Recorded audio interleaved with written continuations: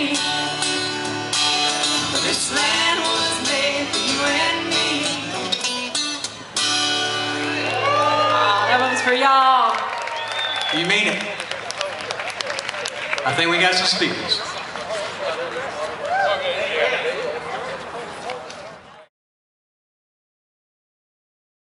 We need a strong, clean power plan. There's some signs up there about that.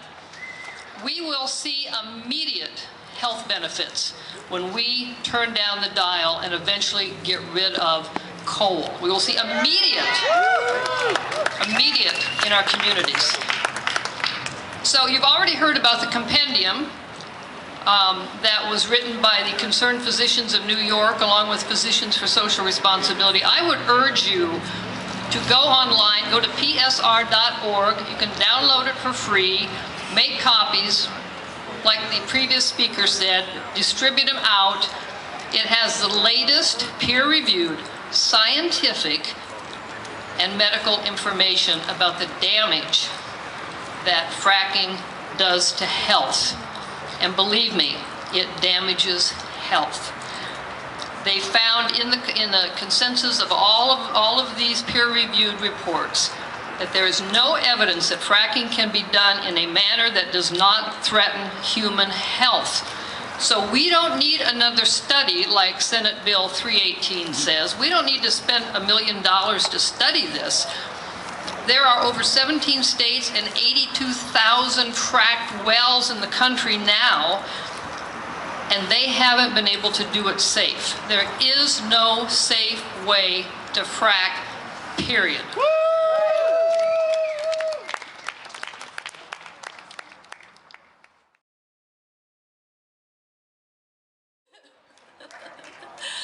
I want you all to give yourselves a round of applause for being here today.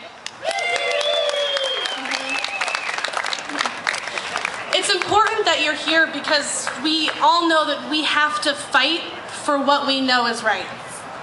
And we know that fracking would hurt Florida's environment and our communities. And we know that generating electricity from clean, renewable energy is a moral imperative in the 21st century. But in order to reclaim Florida's future and spark sustainability, we have to show our legislators that we're not going away. We have to call them, we have to email them, we have to show up at the Capitol and meet them in their office, and then we have to call them again, write them a letter, show up in their district office.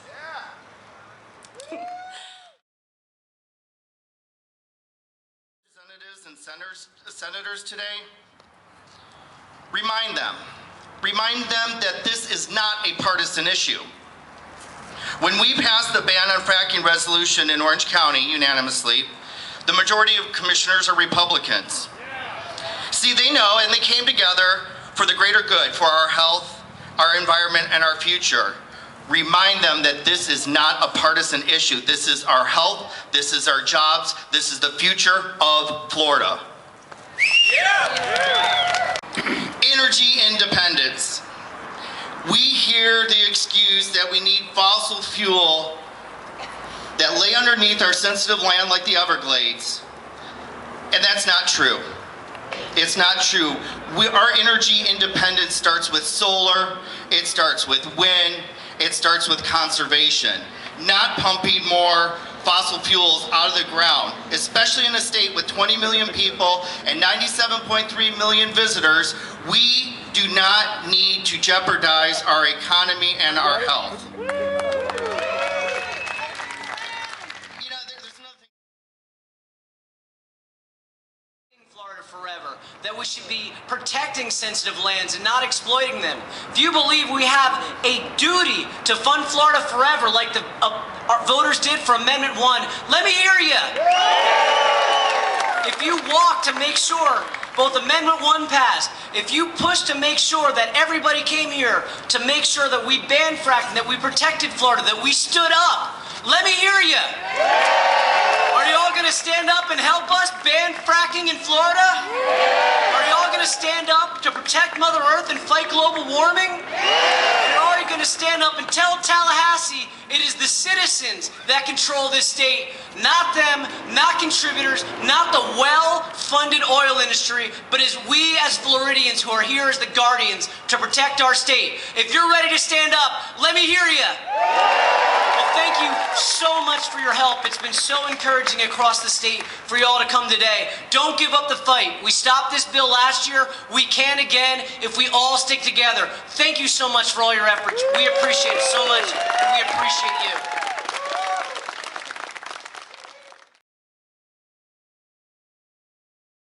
I've come from New York with good news that a statewide ban on fracking is possible.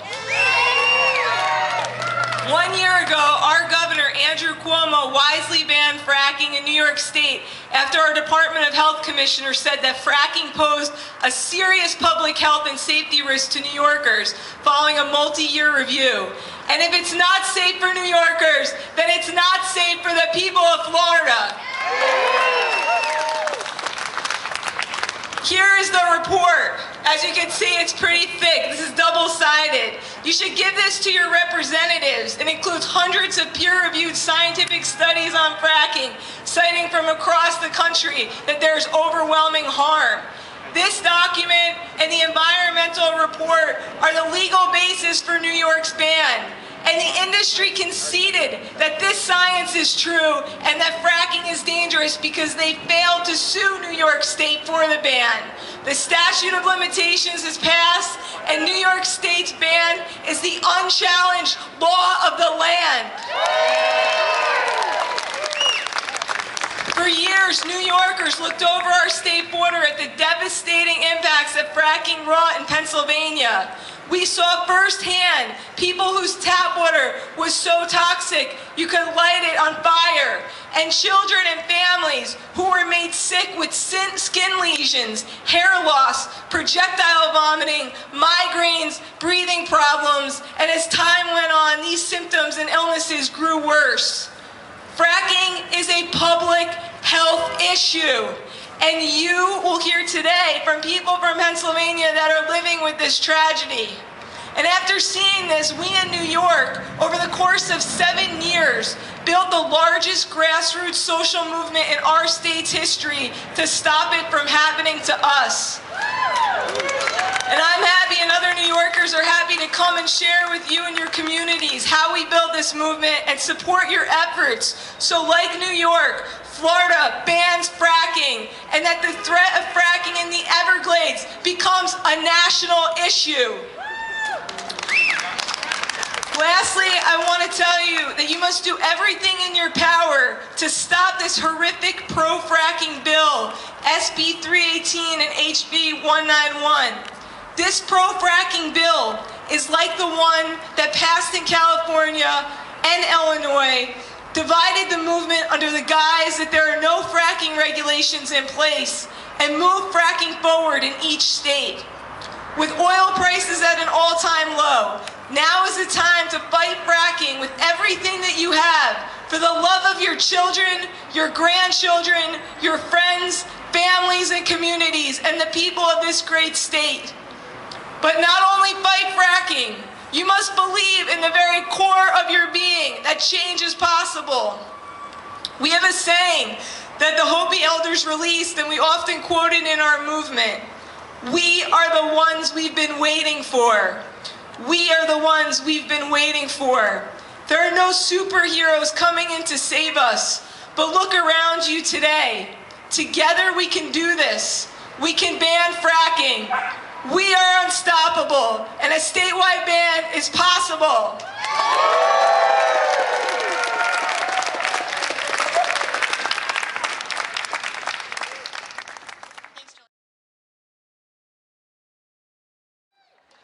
I'm here to talk about that because when you go into this building to talk to your legislators, some of them don't get it. But here's what I'm going to tell you. I'm going to give you a 2-minute version of what to tell them. Number one is, if that water's safe in the areas they're fracking, come and drink it. They will not. The next thing I will tell you is they're going to tell you there's no cases of water contamination from gas drilling or oil drilling anywhere. And why do I have the documents we had to sue our state DEP in Pennsylvania for? Every one of these documents is an individual investigation, and on it it says your private water well has been found to be contaminated by natural gas drilling in your area. We uncovered thousands of them in all 33 drilling counties. Don't ever let them tell you harm is not done when they do this.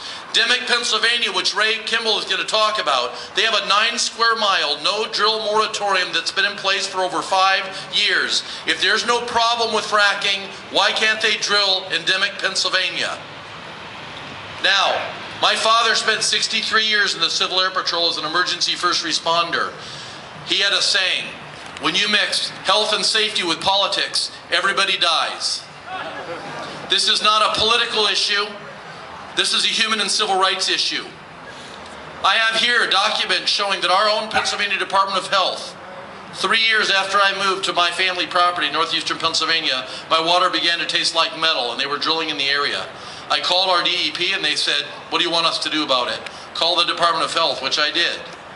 Through 2 weeks later, I got spontaneous nosebleeds, 8 in 2 weeks. Over 2 weeks, I had 8 spontaneous nosebleeds.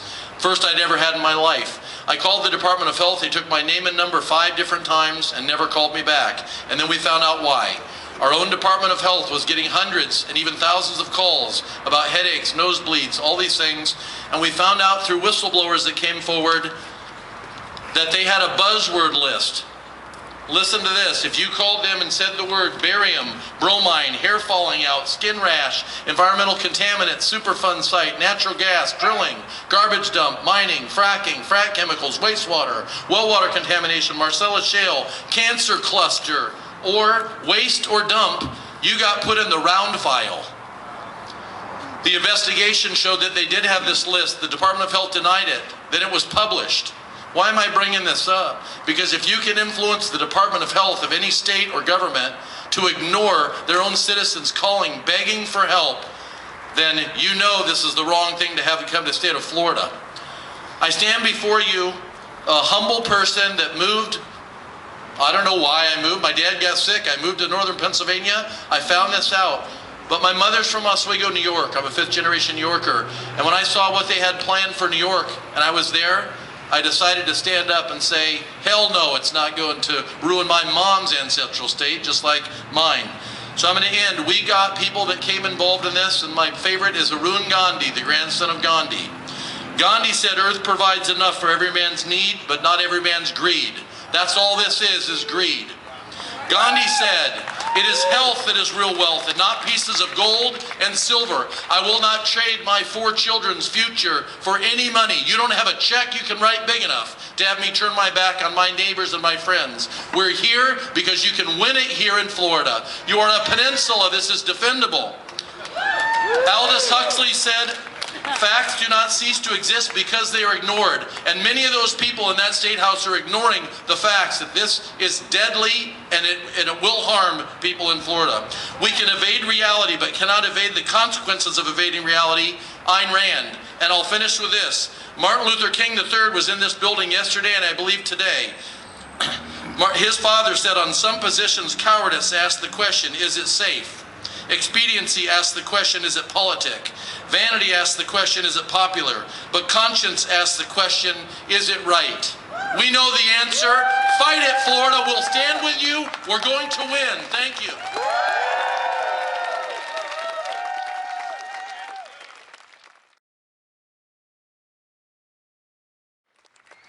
I'm going to go off script here. You heard that I was former CEO of Buston Industrial Products. I had an awakening. It was a profound awakening. 9 years ago, I decided that I needed to convert to gas.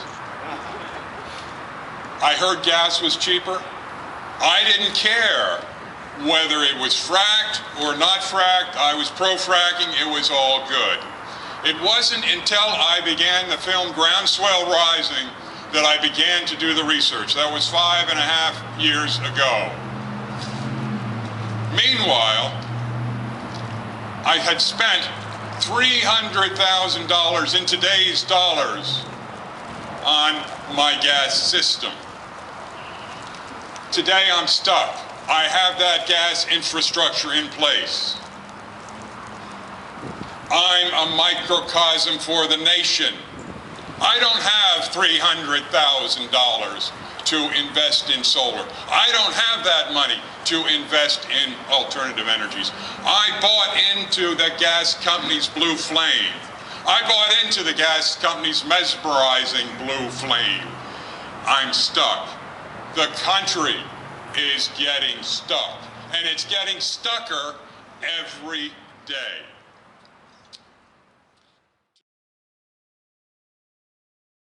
For your drinking water?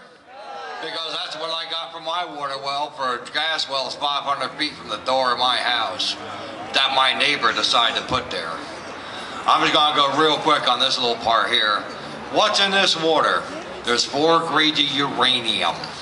There's 3 grades of thorium, 4 grades of lithium, and the list goes on. There is 27 different chemicals in this water right now in my house.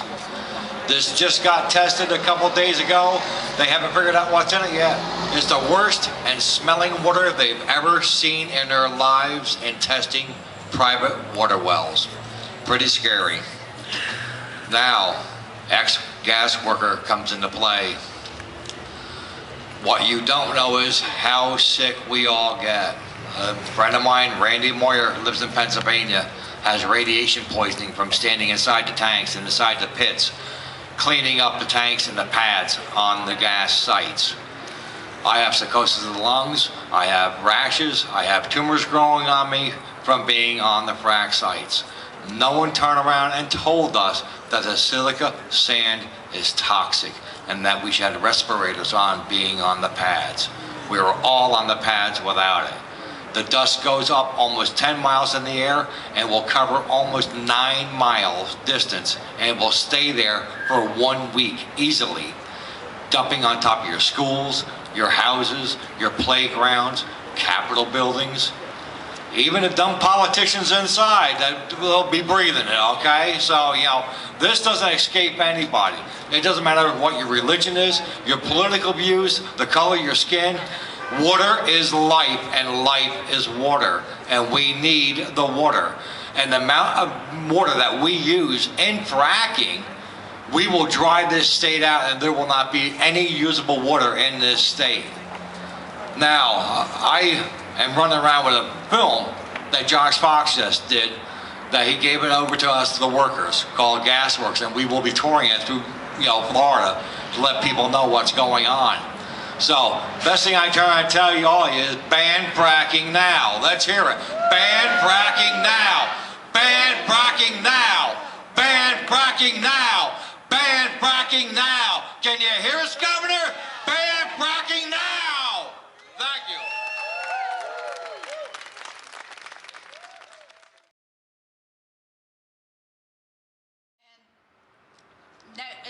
In northeast of our reservation, on the outside of our property, on the northeast border, over in Broward County, another company, Cantor Realty, is seeking permits to look for oil.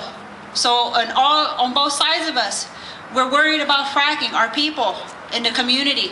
We're worried about what is that going to do to the aquifers. And as I mentioned earlier, through the press conference, the legislators, by having this bill before the legislation that really isn't going to do anything to ban fracking, that is only make it okay, that's going to take your voice away, that it's going to take your city council's voice away to speak for you and your counties to protect you. It's going to take that away, and it's going to make it possible. It just takes one shot from a gun with one bullet. And if you get that bullet and it kills your aquifer from fracking, that's it. It's over and done with. You're not going to bring it back. And then what is your legislators going to do?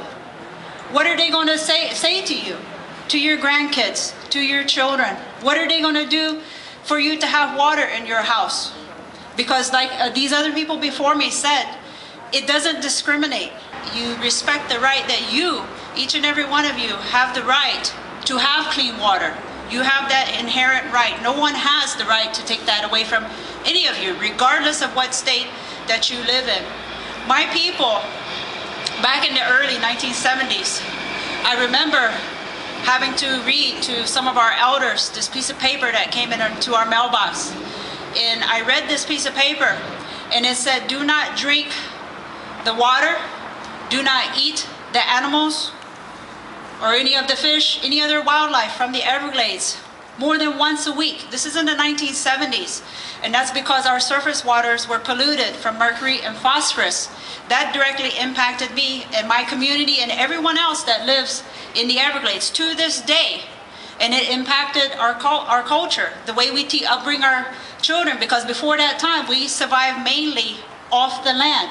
Our people and other indigenous people all across the United States and the world are rising up to speak for Mother Earth. And you as well have gotten that calling, otherwise you would not be here. It has called out to you. You can hear the sadness that the earth is having. When I started speaking out, I felt that intense sorrow of Mother Earth for her children. We're her children. We're the one that needs to help to have a tomorrow. And the water, if it's fracked, how are you going to preserve that life? Where are we going to go? Where are we going to exist? And the animals, the plants, what is going to happen to them? You know, is there going to be another ark? Are you going to send us off somewhere else? Maybe on that train that they plan to build a rail line for. What is Florida going to do to bring water in for everyone? We have to think of that. And all the chemicals, just like back in the 70s when they told us, you know, if you drink that water from the Everglades, the similar things that happens if you have water that's been fracked and you come in contact with it, your hair is going to fall out. You're going to get cancer. A lot of awful things are going to happen to you. We had to deal with that since the 1970s. Now the entire state of Florida is in peril of having to deal with that if this legislation passes that would allow fracking. And these people who are elected to speak for you, because you have, as our Miccosukee people, we have our people who speak for us, but they don't decide for us. They just convey our wishes. And here in Florida, all the citizens of Florida needs to remind their legislators that they convey your wishes. And Florida spoke out loud when they voted for Amendment 1, when they voted to protect their waters and their springs and their environment.